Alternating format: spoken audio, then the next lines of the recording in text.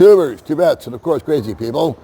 If you've been watching my little channel for any time recently, it's no secret that we've been having aggravation with the build and working with somebody that was not exactly on the up and up. Now, what's been weighing more on our minds than that debacle is the ownership and the title to the property. It should take between 6 and 8 months for the title to be transferred from the previous owner's name into my wife's name. It has been 14 months and still we don't have a title. What do we do? Who do we turn to? Can we fix it? Is it fixable? Or are we in big trouble with that too? Stay tuned and I'll give you the answer. Well, alrighty kids. I guess it's been no secret that my wife and I have been in quite the pickle, quandary, and quagmire of our land and our title and our building and the whole enchilada. And just when you think it can't get any weirder, it does. So I have had an issue where 14 months ago I started the process of having the title simply transferred from the previous owner's name into my wife's name, with me as a wraparound on there. And it sort of hit a wall. And so I was so blessed and so fortunate because a couple of months ago, when this young handsome guy, that when he turned 40, he invited me and myself out to lunch or to dinner to celebrate his birthday. And he made a big mistake. He said, "Hey, Paul, what's going on?" And unfortunately for him, I told him.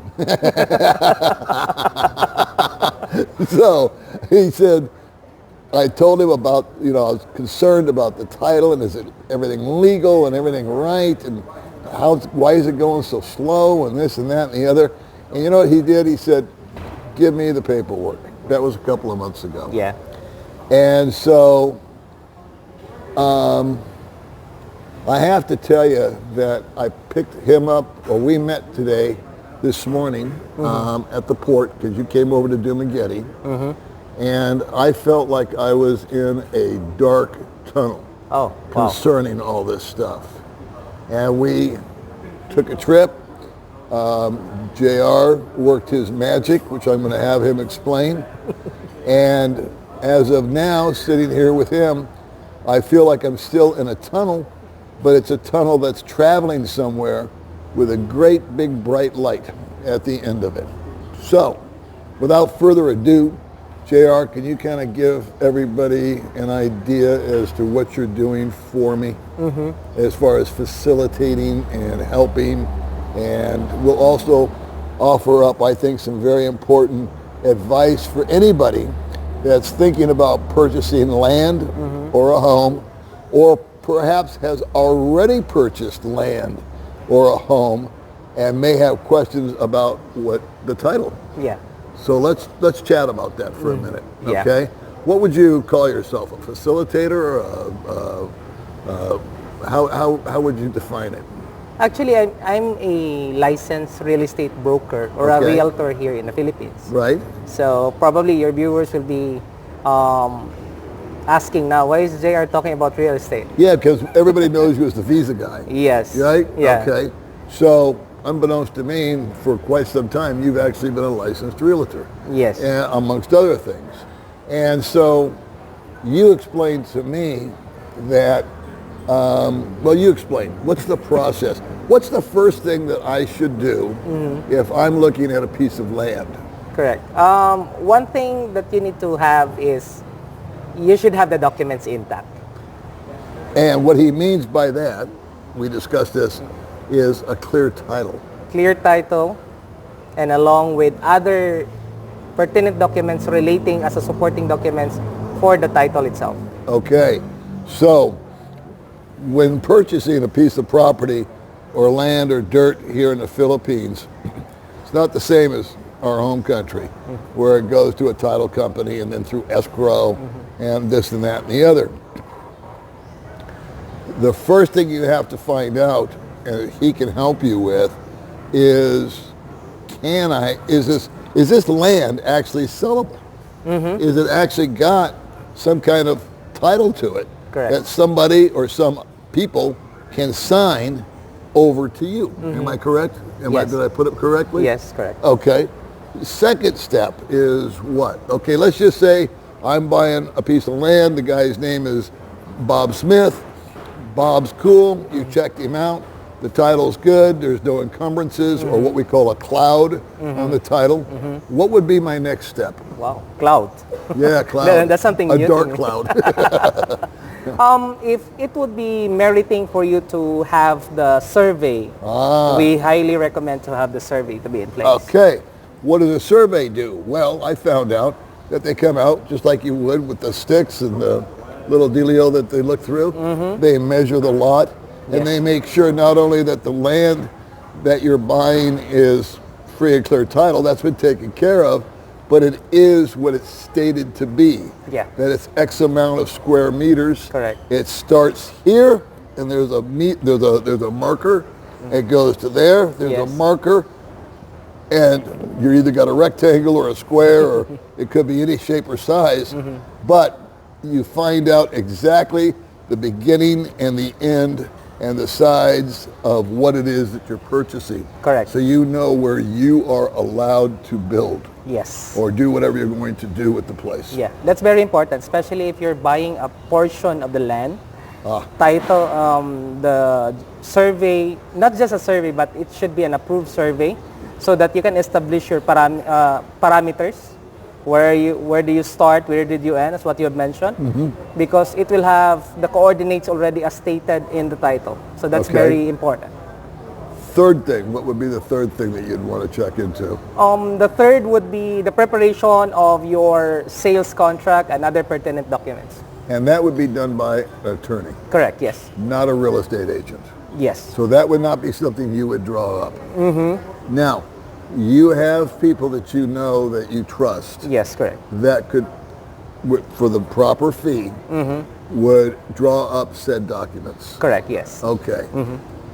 Now, I'm trying to remember what I was calling you, or I was talking about at lunch. You're the guy that can facilitate all of this kind of stuff. Yes. You do have a fee, but that's kind of based on how complicated or how big it is Yes. or anything like that, right? But an initial consultation with you is how much? Actually, the initial consultation is for free. I will have a 30-minute consultation with you because it's very important for us to really check what is the situation. I just remembered what we talked about. And this is something that I noticed when I started this process, and he confirmed it. There is no one out here that represents the buyer. Is that a true statement? Yes. Are you a guy that represents the buyer? Yes. You got a unicorn right here. This guy is only interested in your interest.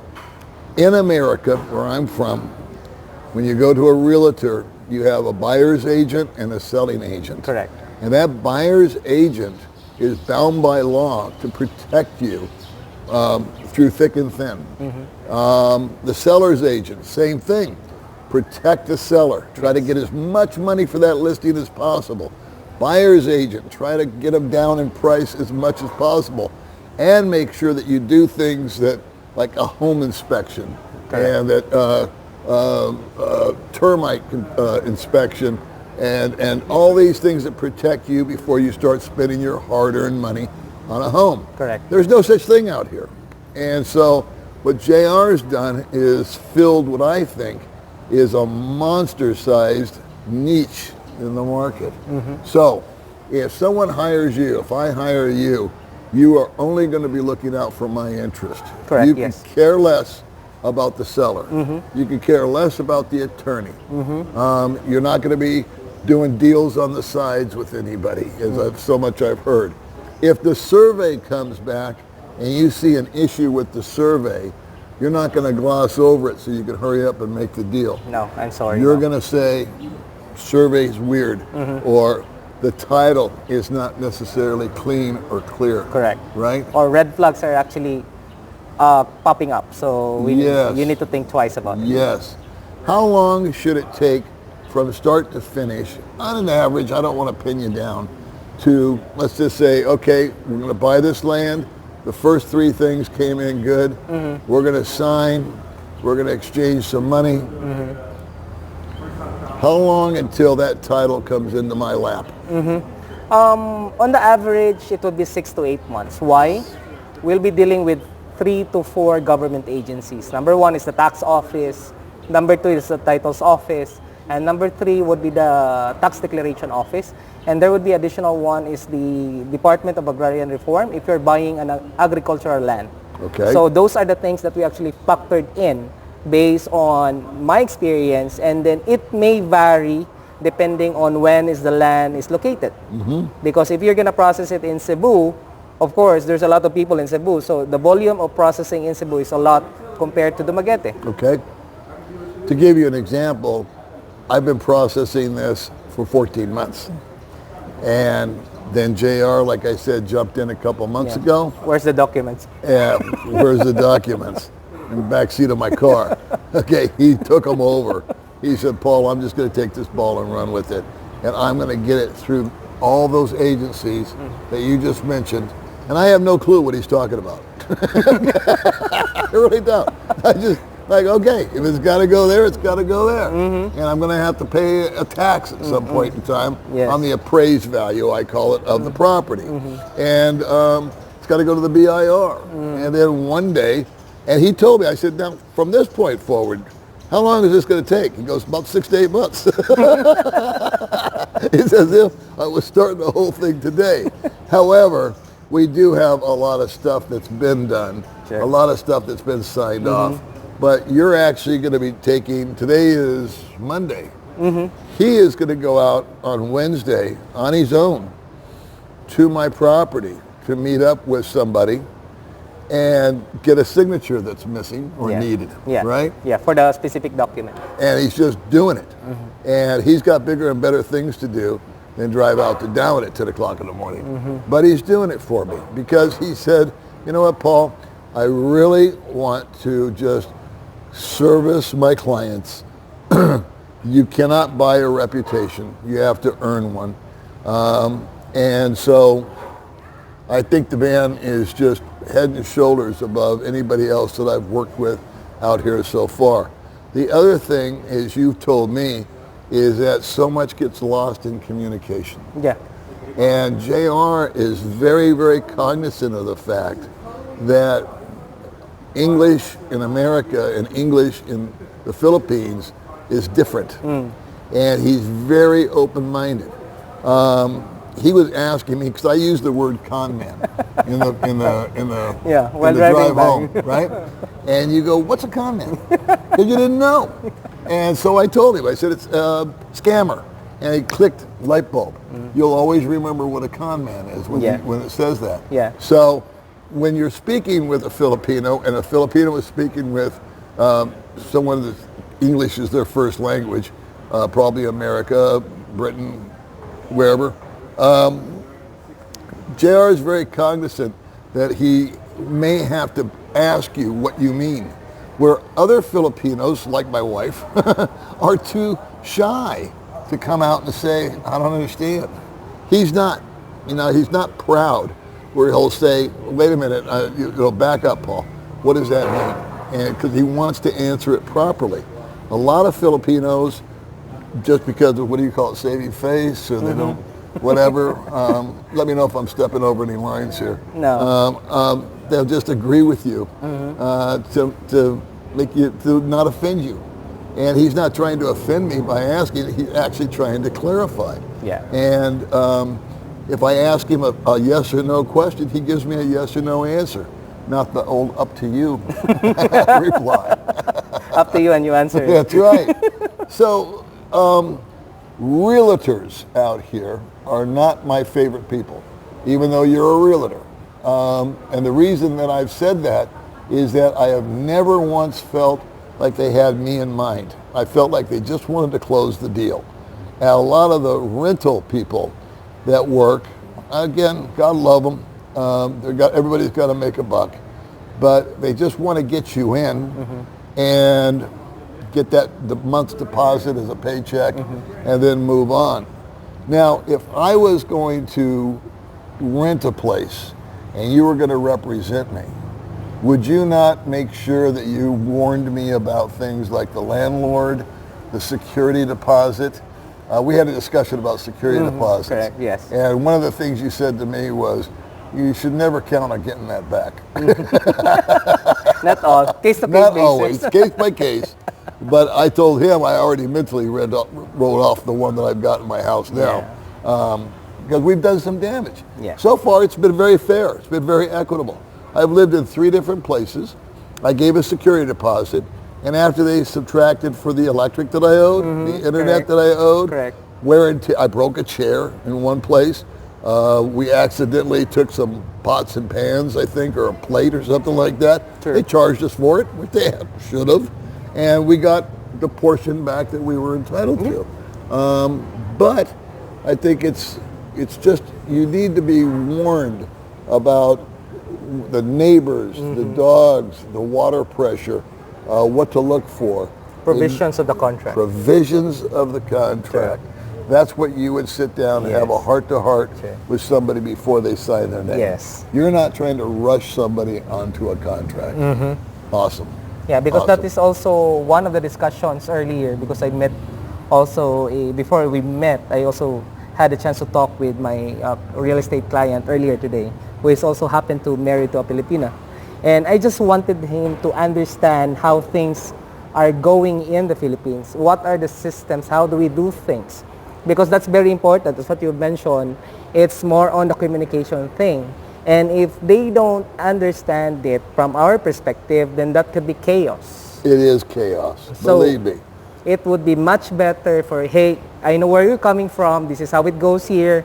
And we're talking about warranty earlier today. But I told him, okay, you bought this house as is where is. So the warranty, there might be restrictions on the provisions of that warranty and other stuff. You just need to be properly communicated. And that is where we actually come into play, because we have our visa clients are coming to us and they trust us already. And they said, okay, hey, JR, I need a place to stay.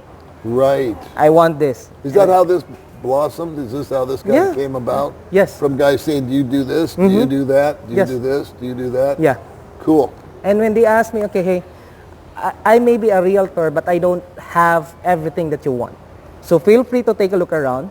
Once you actually have 1, 2, 3 choices, come back to me and I'll actually make sure that I will make sure that I will be guiding you all throughout the process. Cool. And I hate to say that there are actually like conversation of ours, okay, hey, I'm so sorry if I might be the bad guy now, but you know what? This is just for you. Yep. If there are a lot of red flags, I tell you up front. I can't tell you, and I was almost one of them, but I wasn't. But I can't tell you, I would say, without exaggeration, maybe 10 to 15% of guys that move fast, see 1 or 2 places, move in, sign, pay their money, and then after a month or 2 in the place, they find out that it's just untenable. They can't live there. There's this problem, that neighbor, this issue, and they just leave, and they've lost all their money. Correct. And so you would be the guy that would bring that sort of stuff to their attention. Yeah. So it's forewarned is forearmed. So I guess that's about it. I got to tell you, JR has been like a savior to me. And an angel. Yes, my little... Your little black angel. On my shoulder, whispering, I don't want to tell you what it says.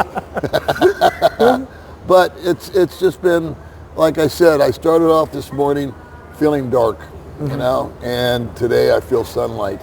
And the real reason I feel sunlight is I get to go home and show my wife a title. And it's not a real title, but it's getting there. Yes. And what he is doing is he has offered his staff his time, his energy. Like I said, Wednesday he's going all the way out to Dowen. He told me to keep my white face at home.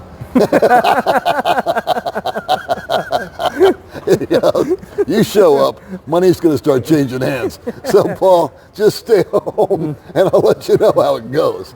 That's the kind of advice he's given me. And so I just want to give you a shout out, man. You know, you have always been good. You have always taken good care of me. You've always taken good care of the people that I know that have used you. And I just want to wish you continued success. And I want to thank you for being one of the good guys out here. I really do. Appreciate that. All right, brother. We'll catch you on the next one. Yeah. All right. Say goodbye. Bye-bye. All right. We'll see you guys in the next video.